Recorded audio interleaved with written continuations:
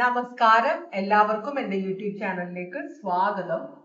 ഞാൻ ഇന്ന് ചെയ്യാൻ പോകുന്നത് നിങ്ങളുടെ റിലേഷൻഷിപ്പിനെ കുറിച്ചിട്ടുള്ള ഒരു റീഡിംഗ് ആണ് ചെയ്യുന്നത്. നിങ്ങൾ എന്ത് തരം റിലേഷൻഷിപ്പിലും ആയിക്കോട്ടെ, അപ്പോൾ നിങ്ങളുടെ റിലേഷൻഷിപ്പിനെ കുറിച്ചുള്ള റീഡിംഗ് ആണിത് കേട്ടോ. അപ്പോൾ എന്താണ് നിങ്ങൾക്ക് ഈ റിലേഷൻഷിപ്പിൽ നിങ്ങൾ എങ്ങനെയാണ് ഫീൽ ചെയ്യുന്നത് എന്നാണ് നമ്മൾ നോക്കുന്നത്. പിന്നെ ശരിക്കും എന്താണ് റിലേഷൻഷിപ്പിൽ സംഭവിക്കുന്നത്, അതുപോലെ തന്നെ നിങ്ങൾ എന്തെങ്കിലും ആക്ഷൻ എടുക്കേണ്ടതുണ്ടോ, അതാണ് നമ്മൾ നോക്കാൻ പോകുന്നത് കേട്ടോ. നമുക്ക് ഓറക്കൽ മെസ്സേജ് വെച്ച് തുടങ്ങാം. ഭഗവാനെ ഓം നമഃ ശിവായ, ഓം നമഃ ശിവായ, ഓം നമഃ ശിവായ, ഓം നമഃ ശിവായ, ഓം നമഃ ശിവായ, ഓം നമഃ ശിവായ, ഓം നമഃ ശിവായ, ഓം നമഃ ശിവായ, ഓം നമഃ ശിവായ, ഓം നമഃ ശിവായ, ഓം നമഃ ശിവായ.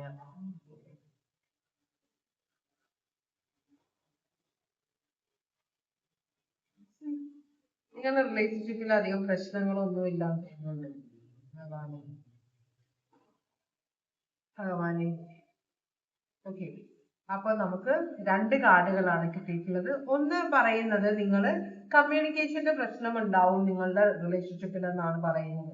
അപ്പോ കമ്മ്യൂണിക്കേഷന്റെ പ്രശ്നം ഒഴിവാക്കിയാൽ നിങ്ങളുടെ റിലേഷൻഷിപ്പിൽ പ്രശ്നങ്ങൾ ഒന്നുമില്ല. നമ്മൾ പറയുന്നത്, നമ്മൾ നല്ല ഉദ്ദേശത്തോടെ പറയുന്ന കാര്യമാണെങ്കിൽ നമ്മൾ പറയുന്ന ടോണില് വ്യത്യാസം വന്നാൽ അതിന്റെ റിസൾട്ട് നെഗറ്റീവ് ആയിരിക്കും. അപ്പൊ അതുകൊണ്ടാണ് സൂക്ഷിച്ച് സംസാരിക്കണം എന്ന് പറയുന്നത്. പ്രത്യേകിച്ചും റിലേഷൻഷിപ്പിൽ ഏറ്റവും ഇമ്പോർട്ടൻസ് മ്യൂച്വൽ റെസ്പെക്ട് ആണ്. അത് എന്ത് തരം റിലേഷൻഷിപ്പ് ആണെങ്കിലും, ഗേൾ ഫ്രണ്ട് ബോയ് ഫ്രണ്ട് ആണെങ്കിലും, ഭർത്താവും ഭാര്യയും ആണെങ്കിലും, ഫ്രണ്ട്സ് തമ്മിലാണെങ്കിലും ഒരു റെസ്പെക്ട് വേണം, ഒരു ബൗണ്ടറി വേണം. ഈ ഒരു അതിര് ഞാൻ കടക്കില്ല അല്ലെങ്കിൽ കടക്കാൻ പാടില്ല എന്നൊരു തീരുമാനം ആയി കഴിയുമ്പോൾ റിലേഷൻഷിപ്പിലെ കുറെ പ്രശ്നങ്ങൾ ഒഴിവാകും. മനസ്സിലായോ?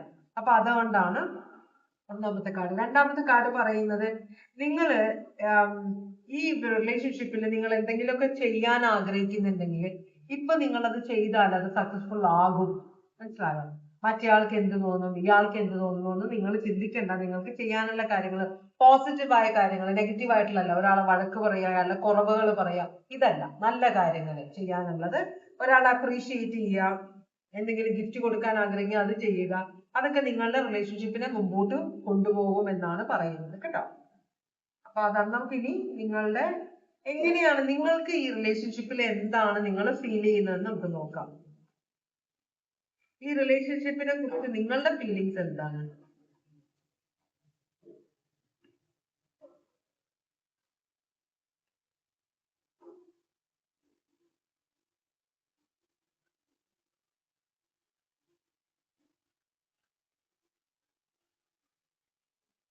ഈ നമുക്ക് എല്ലാവർക്കും ചിലപ്പോ ചിലർക്ക് വേണ്ടായിരിക്കും. എന്നാലും മെജോറിറ്റി ആളുകൾക്കും, സ്ത്രീ ആയാലും പുരുഷനായാലും, സ്പേസ് വേണം എന്നൊരു ഇത് വരാറുണ്ട്. എന്ന് വെച്ചാല് സ്വന്തമായിട്ട് എന്തെങ്കിലും ചെയ്യണം, അല്ലെങ്കിൽ ഫ്രണ്ട്സിനോട് സംസാരിക്കുമ്പോ ബോയ് ഫ്രണ്ട് കേട്ടോണ്ടിരിക്കുക, അല്ലെങ്കിൽ വൈഫ് കേട്ടോണ്ടിരിക്കുക, അല്ലെങ്കിൽ ഒരാൾ ഫോൺ വരുമ്പോ തന്നെ ഒരാൾ ഓടി വന്ന് അടുത്തിരുന്ന് ആരാ വിളിക്കുന്നത്, എന്താ വിളിക്കുന്നത്, മനസ്സിലായോ? അതൊക്കെ നമുക്ക് ചിലപ്പോൾ ഇറിറ്റേഷൻ ആവാൻ ചാൻസ് ഉണ്ട്. അപ്പോ നിങ്ങൾ വളരെ സ്ട്രോങ് ആയിട്ടിരിക്കുന്ന ഒരു എനർജിയാണ്. റിലേഷൻഷിപ്പിനെ കുറിച്ച് ഈ ഒരു അവസ്ഥ മാറണമെന്ന് നിങ്ങൾ ആഗ്രഹിക്കുന്നുണ്ട്. ഇതിനകത്ത് ഒരു ശരിക്കും പറഞ്ഞാൽ നിങ്ങൾ ഇവിടെ, ഞാൻ അങ്ങനത്തെ ഒരു ഇതല്ല എനിക്ക് വരുന്നത്. എന്താണെന്ന് അറിയോ, ഇവിടെ കിങ് ഓഫ് സ്വേർഡ്സ് എന്ന് വളരെ വളരെ പ്രാക്ടിക്കൽ ലോജിക്കൽ ആയിട്ട് ചിന്തിക്കുന്ന, തല കൊണ്ട് ചിന്തിക്കുന്ന ഒരാളാണ്. അപ്പോ ഹൃദയം കൊണ്ടല്ല, ഇമോഷൻസ് വളരെ കുറഞ്ഞ ഒരു എനർജി ആയിട്ടാണ് ഇവിടെ കാണിക്കുന്നത്. കാര്യങ്ങൾ നോക്കുമ്പോ അത് ഇമോഷണൽ ആയിട്ട് ഒരു എന്താ പറയാ, ഒരു വൈകാരികമായിട്ട് കാര്യങ്ങൾ ഡീൽ ചെയ്യുന്ന ഒരാളല്ല. ഇതിന്റെ വരും വരായികൾ അന്വേഷിക്കുക, ഇത് ലോജിക്കലായിട്ട് ഇത് ശരിയാണോ, ഇങ്ങനെ ഒരു കാര്യം നടക്കുന്നുണ്ടോ ഒക്കെ കാണുമ്പോ തന്നെ എടുത്തു ചാടി ഇമോഷണൽ ആയിട്ട് പ്രവർത്തിക്കുന്ന ഒരാളല്ല. ഇത് നിങ്ങളാവാം, നിങ്ങളുടെ എനർജി, നിങ്ങളുടെ പേഴ്സന്റെ എനർജി ആവാം ഇത്. അപ്പൊ അങ്ങനത്തെ ഒരാളല്ല ഇത്. വളരെ ആലോചിച്ച് ചെയ്യുന്ന ഒരാളാണ്. അപ്പോ ഇപ്പൊ നിങ്ങളുടെ റിലേഷൻഷിപ്പില് ഒരു ഓപ്ഷനും പാടില്ല. മനസ്സിലായോ? നിങ്ങളെ മാത്രം ഈ വ്യക്തി ചൂസ് ചെയ്യണം. ഈ വ്യക്തിയുടെ ജീവിതത്തില് ആരും പാടില്ല എന്നൊരു ഷാഠ്യം നിങ്ങൾക്കുള്ള പോലെ. അപ്പൊ ഈ വ്യക്തിയുടെ ജീവിതത്തിൽ, വ്യക്തി നിങ്ങളുടെ ജീവിതത്തിലേക്ക് വരുന്നതിന് മുമ്പേ ഉള്ള കുറെ ആളുകളുണ്ട്, അച്ഛൻ, അമ്മ. ഇപ്പോ ഈ വ്യക്തിക്ക് ആരും ആരുമില്ല എന്ന് പറയാൻ പാടില്ല, എന്നാലും ജനിച്ച അച്ഛനും അമ്മയും കൂടെ ഇല്ലാത്ത ആളാണെങ്കിൽ പോലും ഫ്രണ്ട്സ് ഉണ്ടാവാം. ഇത്രയും വർഷം ജീവിച്ച ഒരാളല്ലോ, അറ്റ്ലീസ്റ്റ് ഒരു 18 വയസ്സ് വരെയെങ്കിലും ഈ വ്യക്തി ആരുടെയൊക്കെയോ ഫ്രണ്ടും ബ്രദറും സിസ്റ്ററും അമ്മയും അച്ഛനും ഒക്കെയാണ്. എന്നുവെച്ചാൽ 18 വയസ്സിലാണ് നിങ്ങളുടെ റിലേഷൻഷിപ്പ് തുടങ്ങുന്നതെങ്കിൽ തന്നെ. അപ്പോ അവരെ എല്ലാം ഉപേക്ഷിച്ചിട്ട് എന്നെ മാത്രമേ വ്യക്തി കോണ്ടാക്ട് ചെയ്യാൻ പാടില്ല, എന്റെ മാത്രമായിരിക്കണം എന്ന ഒരു വളരെ സ്ട്രോങ് ആയിട്ടുള്ള ശാഠ്യം പിടിക്കുന്ന ഒരു എനർജി ഇവിടെ കാണിക്കുന്നുണ്ട്. നിങ്ങളുടെ എനർജിയാണോ, നിങ്ങളുടെ ഫ്രണ്ട് ആണോ? അപ്പോ ഇത് നിങ്ങളുടെ ഫ്രണ്ട് അല്ല, നിങ്ങളുടെ വ്യക്തിയുടെ എനർജിയാണ്. നിങ്ങളുടെ വ്യക്തി ഇങ്ങനെയാണ് നിങ്ങളോട് പെരുമാറുന്നത് എന്നാണ് നിങ്ങൾക്ക് ഫീൽ ചെയ്യുന്നത്. അപ്പൊ ഈ ഒരു വ്യക്തിയുടെ ഈ സ്വഭാവം മാറണം എന്ന് നിങ്ങൾ ആഗ്രഹിക്കുന്നുണ്ടോ? അങ്ങനെ ഒരു എനർജിയാണ് ഇവിടെ വരുന്നത്. ടോറസ്, ലിയോ, അക്വേറിയസ്, സ്കോർപിയോ ആണ് ഇവിടെ കാണിക്കുന്നത്. അപ്പോ ഈ ഇങ്ങനെ നിങ്ങൾക്കൊരു ശാഠ്യം, നിങ്ങൾക്കോ നിങ്ങളുടെ വ്യക്തിക്കോ ശാഠ്യം വരുമ്പോ അതിനു മുമ്പ് നമ്മൾക്ക് ഫാമിലി വേണം, നമ്മൾക്ക് ബന്ധുക്കൾ വേണം എന്നുള്ളവര് ഒളിച്ച് ചെയ്യാൻ തുടങ്ങും. അത് ഒരാളുടെ ശാഠ്യം കാരണമാണ് ആ ഒരു കള്ളത്തരം ആ വ്യക്തി ചെയ്യേണ്ടി വരുന്നത്. മനസ്സിലായോ? അപ്പൊ പക്ഷെ ഈ വ്യക്തി നമ്മൾ പറഞ്ഞതിനെതിരായിട്ട് പോകുന്നതായിട്ട് നമുക്ക് തോന്നും. അപ്പൊ അവിടെ പ്രശ്നം തുടങ്ങി, അല്ലെ? അപ്പോ ശരിക്കും പറഞ്ഞാൽ ഇവിടെ ഒരാളുടെ ഫീലിംഗ് കാണിക്കുന്നത് നിങ്ങളുടെ വ്യക്തി നിങ്ങളെ ഇങ്ങനെയാണ് പരിഗണിക്കുന്നത്, ഇങ്ങനെയാണ് നിങ്ങളോട് പറഞ്ഞിട്ടുള്ളത്. നിങ്ങളുടെ വ്യക്തിക്ക് നിങ്ങൾ മാത്രമേ ഉള്ളൂ, അതുകൊണ്ട് നിങ്ങൾ വേറെ ആരും നമ്മളുടെ ഇടയിൽ വേറെ ആരും വരരുത് എന്ന് നിങ്ങളുടെ വ്യക്തി നിങ്ങളോട് പറഞ്ഞിട്ടുണ്ടെങ്കിൽ നിങ്ങൾക്ക് കുറച്ച് സഫക്കേഷൻ വരും. എങ്ങനെ എനിക്ക് എന്റെ അമ്മയെ വിളിക്കണം, എന്റെ അച്ഛനെ വിളിക്കണം, എന്റെ ഫ്രണ്ട്സിനെ വിളിക്കണം, അവരെല്ലാം ഇല്ലാതെ ഞാൻ എങ്ങനെയാണ് ഒറ്റയ്ക്ക് ഇങ്ങനെ ജീവിക്കുന്നത്? വ്യക്തിയോട് സ്നേഹമുണ്ട്, പക്ഷെ എന്നാലും ഇതൊക്കെ ഞാൻ എങ്ങനെ ഒഴിവാക്കുന്നത്? ഒരു ദിവസം ഒരാളെ വിവാഹം കഴിച്ചു അല്ലെങ്കിൽ ഒരാളുമായിട്ട് റിലേഷൻഷിപ്പ് വന്നു എന്ന് പറഞ്ഞപ്പോ അതിന് മുമ്പ് വരെ എന്റെ ജീവിതത്തിൽ ഉണ്ടായിരുന്നവരെ ഞാൻ എങ്ങനെ ഉപേക്ഷിക്കും എന്ന ഒരു ചിന്തയുള്ള ഇങ്ങനെ നിങ്ങളുടെ വ്യക്തി നിങ്ങളോട് പറഞ്ഞിട്ടുണ്ടെങ്കിൽ നിങ്ങള് കള്ളത്തരത്തിൽ കൂടെ നിങ്ങൾക്ക് ഇഷ്ടമുള്ള ആൾക്കാരെ കോണ്ടാക്ട് ചെയ്യാനുള്ള ഒരു സിറ്റുവേഷനിലേക്ക് നിങ്ങൾ വരും. അത് പക്ഷേ ഇവിടെ നിങ്ങളുടെ വ്യക്തിക്ക് ഇഷ്ടപ്പെടില്ല, അല്ലെങ്കിൽ നിങ്ങളാണ് ഇത് പറഞ്ഞേക്കെങ്കിൽ നിങ്ങളുടെ വ്യക്തി കള്ള വഴിയിൽ കൂടെ വ്യക്തിയുടെ ഫാമിലിയോ ആരെങ്കിലും ഒക്കെ കോണ്ടാക്ട് ചെയ്യാൻ ശ്രമിച്ചു കഴിഞ്ഞാൽ അതിവിടെ പണിയാവും. പക്ഷെ ഇവിടെ ഒരാള് കിങ് ഓഫ് വേർഡ് ആയിട്ട് ഇരിക്കുമ്പോ വെട്ടൊന്ന് മുറി രണ്ട് എന്നാണെന്ന് വെച്ചാല് ചെയ്തു കഴിഞ്ഞാൽ നമ്മൾ തമ്മിലൊരു ബന്ധമില്ല എന്ന് പറയുന്ന ഒരു വ്യക്തി. അപ്പൊ അതാണോ നിങ്ങൾക്ക് നിങ്ങളുടെ വ്യക്തിയെ കുറിച്ചുള്ള ചിന്ത? ഈ വ്യക്തി വെട്ടൊന്ന് മുറി രണ്ടെന്ന് വിചാരിക്കുന്നതാണോ? ഒരു എക്സ്പ്ലനേഷന് സമയം തരാത്ത, ഒരു എക്സ്ക്യൂസും കേൾക്കാത്ത, നിങ്ങളുടെ ഇഷ്ടത്തിനും ഇഷ്ടാനിഷ്ടത്തിനൊന്നും ഒരു വില കൽപ്പിക്കാത്ത ഒരു എനർജി ആണോ? അങ്ങനെയാണോ നിങ്ങൾക്ക് ഈ റിലേഷൻഷിപ്പിനെ കുറിച്ച് ഫീൽ ചെയ്യുന്നത്? ഇത് നിങ്ങളുടെ വ്യക്തിയുടെയോ നിങ്ങളുടെ എനർജി ആവാം കേട്ടോ, ആരാന്ന് വെച്ചാൽ എടുക്കുക. അങ്ങനെയാണെങ്കിൽ എന്താണ് ശരിക്കും റിലേഷൻഷിപ്പിൽ നടക്കുന്നത്? നിങ്ങൾക്ക് ഇങ്ങനെയാണ് തോന്നുന്നത്, റിലേഷൻഷിപ്പിൽ ശരിക്കും എന്താണ് നടക്കുന്നത്?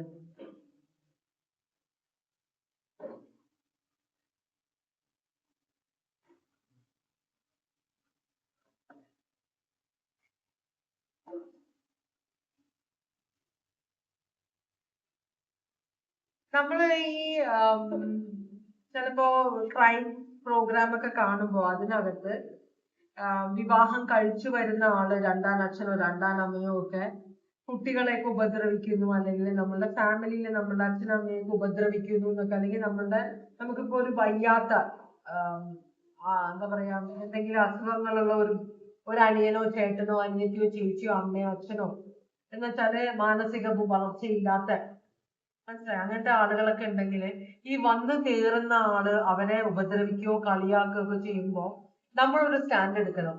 അങ്ങനെ ചെയ്യാൻ പാടില്ല എന്ന് പറയാനുള്ള ഒരു ധൈര്യം നമ്മളുടെ മനസ്സിൽ വേണം. അത്ര അറ്റാച്ച്മെന്റ് നമുക്ക് നമ്മളുടെ ആ ഫാമിലി മെമ്പറിനോട് വേണം. മനസ്സിലായോ? കാരണം നാളെ ഒരിക്കൽ എന്തെങ്കിലും അപകടം സംഭവിച്ചു കഴിഞ്ഞാല് അവരെ കുറ്റപ്പെടുത്തിയിട്ട് കാര്യമില്ല, നിങ്ങളൊരു സ്റ്റാൻഡ് എടുക്കേണ്ടതായിരുന്നു.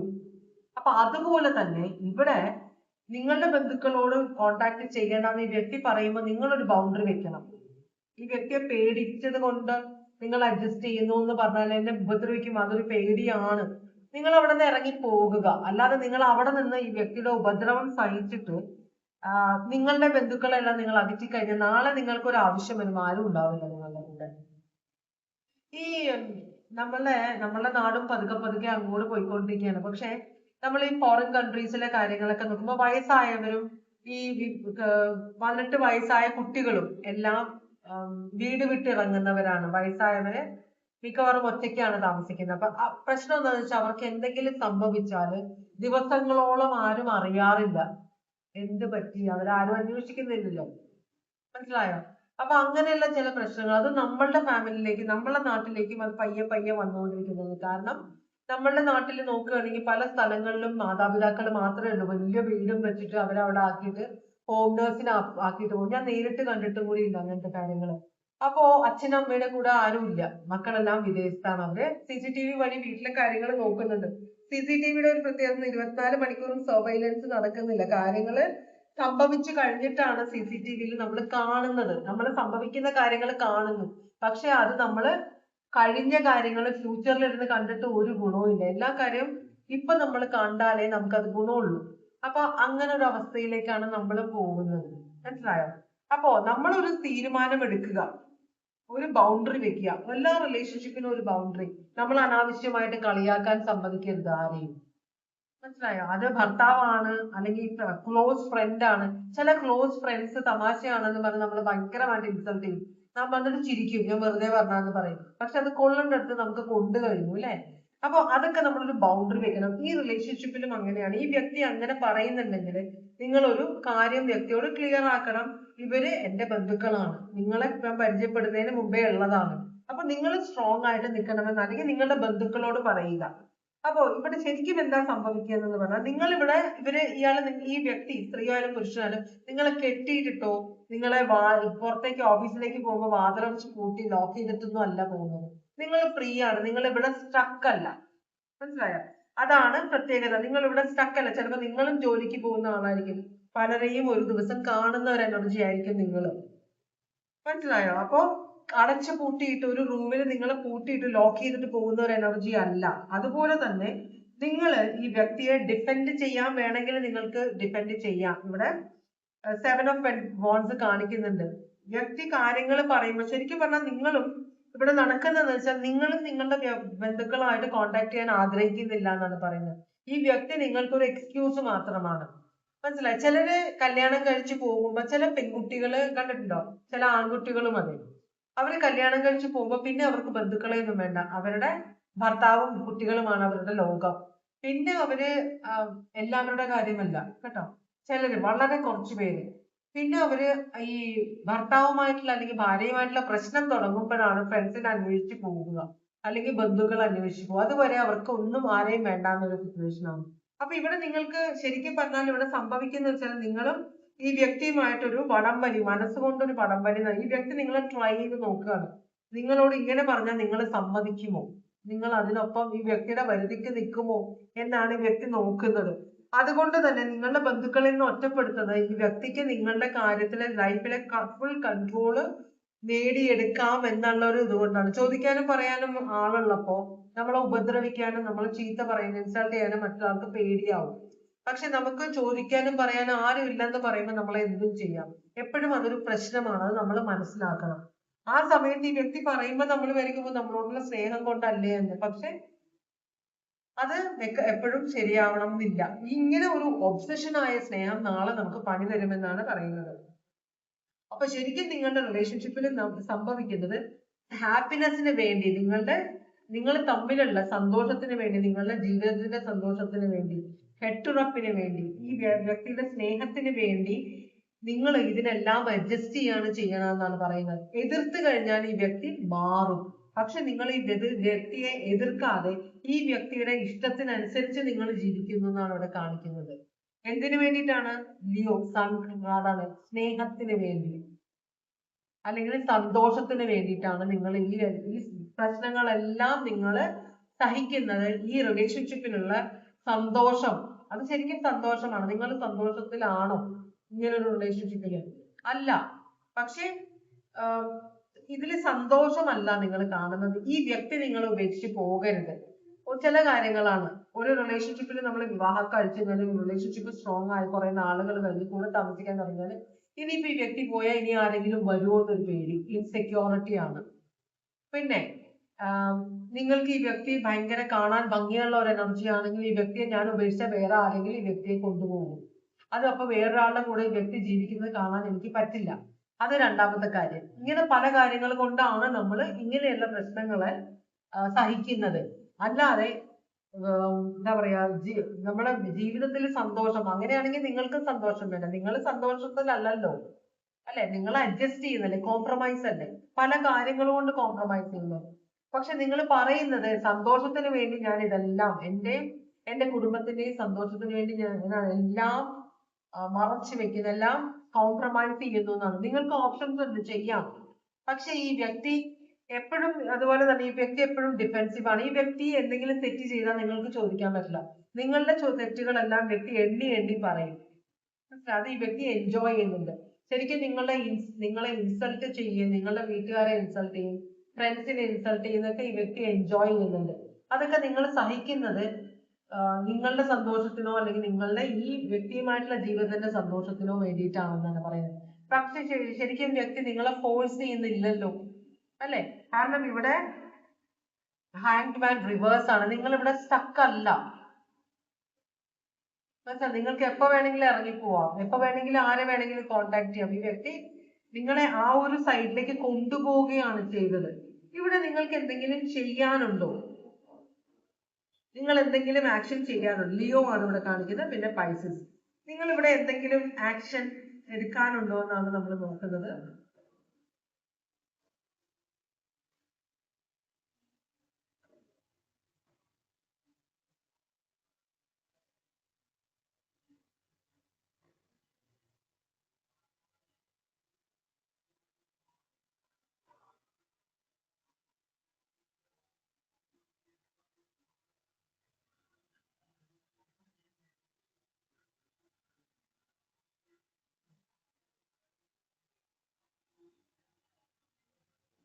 ഇതൊരു കാർഡ്,